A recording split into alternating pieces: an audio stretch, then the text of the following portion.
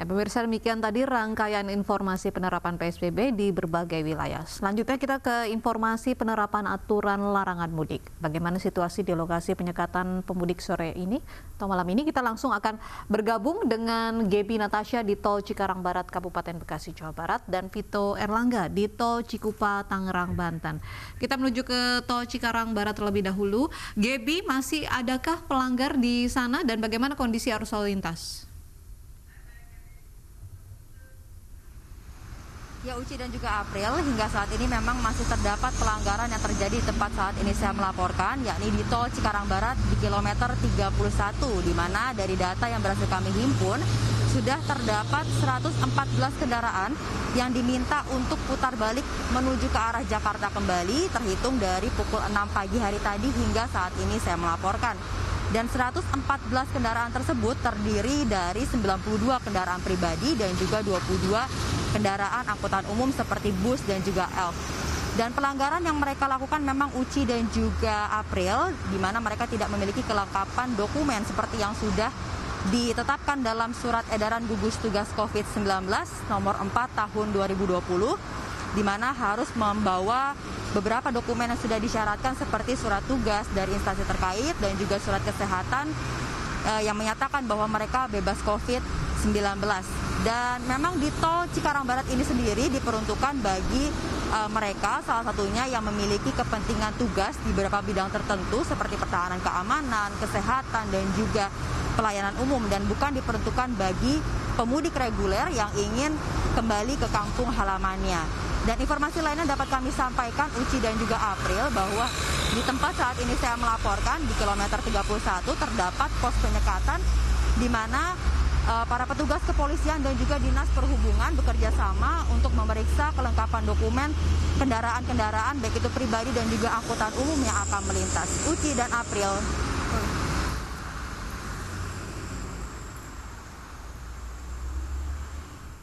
Baik, dari Tol Cikarang Barat kita menuju Tol Cikupa, Tangerang, Banten. Sudah ada rekan kami Vito di sana. Apakah masih ada pelanggaran hari ini, Vito? Ya, baik Uci dan April, seperti yang disebutkan tadi, pada hari ke-22 penerapan larangan mudik pemerintah, nampaknya masih banyak masyarakat yang terindikasi masih melakukan mudik dan beberapa masyarakat juga masih melanggar aturan PSBB. Berdasarkan catatan dari petugas kepolisian yang melakukan penjagaan di gerbang Tol Cikupa, Tangerang, Banten, pada malam ini tercatat setidaknya sebanyak 46 kendaraan terpaksa harus diarahkan untuk putar balik menuju ke arah Jakarta. Dari ke-46 kendaraan tersebut, 31 kendaraan diantaranya merupakan kendaraan pribadi dan sisanya sebanyak 15 kendaraan merupakan kendaraan umum, baik itu elf maupun bus. Dan pemirsa, seperti yang Anda lihat di layar kaca Anda, sampai saat ini pun petugas masih melakukan penjagaan di gerbang Tol Cikupa, Tangerang, Banten, tepatnya di titik kilometer 31. Untuk prosedur pemeriksaan di tempat ini adalah sendiri meliputi yaitu bagi para pengendara kendaraan yang melintas di kawasan ini, maka mereka akan diperiksa sebelum melakukan pembayaran e-tol di gerbang Tol Cikupa. Pemeriksaan sendiri mencakup seperti jumlah penumpang dan barang bawaan bagi mereka kendaraan pribadi yang melintas di kawasan ini. Selain itu juga para pengendara kendaraan akan diperiksa kartu identitasnya apabila memang mereka memiliki domisili di dekat kawasan di mana saat ini saya berada, yaitu di area Cikupa maupun Balaraja, maka akan diperbolehkan untuk melanjutkan perjalanan. Namun jika para pengendara kendaraan pribadi ini terindikasi ingin melakukan mudik, maka akan langsung diarahkan menuju kembali ke arah Jakarta di gerbang Tol Cikupa ini. Selain itu juga pemeriksaan juga menyasar kepada pengendara kendaraan umum seperti elf dan bus. Bagi mereka, para pengendara kendaraan umum yang terlihat atau terindikasi membawa penumpang, maka petugas akan langsung mengarahkan kembali menuju ke arah Jakarta di gerbang Tol Cikupa ini. Sementara itu untuk sanksi sendiri, petugas kepolisian mengatakan bahwa pihaknya belum memberlakukan sanksi berupa denda bagi para pelanggar PSBB maupun masyarakat yang terindikasi ingin melakukan mudik. Sejauh ini sanksi hanya berupa teguran dan arahan tegas untuk putar balik menuju ke arah Jakarta. Uci dan April. Makasih Vito Erlangga melaporkan langsung dari Tangerang, Banten, dan sebelumnya ada Gebi melaporkan langsung dari Tol Cikarang Barat. Pemirsa, asrama Bethel di Petamburan, Jakarta Pusat pernah menjadi salah satu klaster penyebaran virus corona di DKI Jakarta akhir April lalu.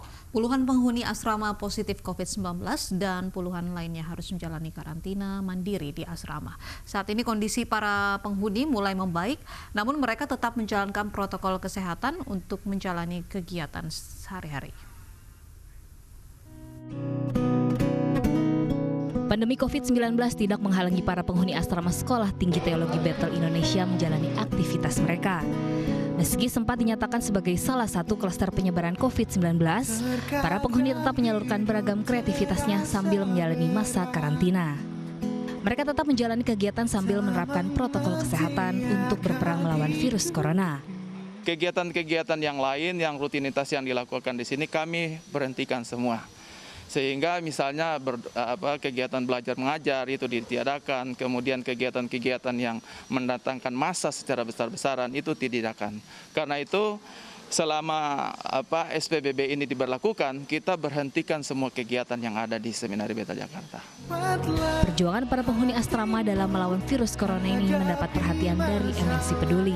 Bersama PT Produser Pangan Asia, MNC Peduli melakukan pengumpulan dana hasil donasi masyarakat yang digunakan untuk membeli nasi kotak dari para pelaku UMKM. Ratusan nasi kotak disalurkan kepada penghuni asrama Bethel Petamburan, Jakarta Pusat. Ya, jadi yang kita ketahui kan masa COVID ini berdampak juga pada banyak UMKM, for example yang dalam usaha makanan F&B. Jadi kita miliki inisiatif Kami Bisa, Kami Peduli yang bekerja sama juga dengan PPA, yaitu Produser Pangan Asia, bidang F&B di MNC Group, di mana kita menyediakan, jadi kita menggalang dana untuk memberikan kepada pelaku UMKM F&B yang mereka akan pakai untuk produksi makanan siap saji yang kita salurkan ke rumah sakit, ke panti jompo, ke panti asuhan, dan masyarakat yang membutuhkan. MNC Peduli dan PT Produser Pangan Asia akan terus berupaya memberdayakan pelaku UMKM di tengah pandemi COVID-19. Pemirsa di rumah bisa ikut membantu perjuangan melawan virus corona ini dengan berdonasi melalui nomor rekening MNC Peduli. Tim Liputan iNews melaporkan. Pemirsa, mari kita dukung para pejuang kemanusiaan dengan peduli melawan penyebaran virus corona. Bantuan bisa disalurkan melalui rekening yang tertera di layar televisi Anda.